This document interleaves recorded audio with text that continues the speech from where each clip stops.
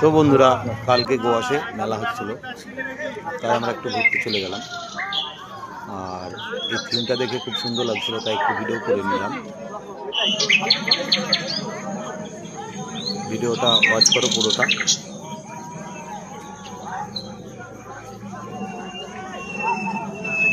খুবই সুন্দর লাগছিল চারিদিকটা। এখানে একটা শিব ঠাকুর আছে। তো ভিডিওটা আমার আজকে ব্লক হয়ে গেল। ভিডিওটা দেখবে পুরো, একটু শেয়ার করে দিও। সামনেই দেখতে পাচ্ছ আর একটা ঠাকুর আছে, জগদ্ধাত্রী। তো আপাতত ভিডিওটা এই পর্যন্তই। চলো চলো এদিকে এদিকে চলো এদিকে। টাটা বন্ধুরা।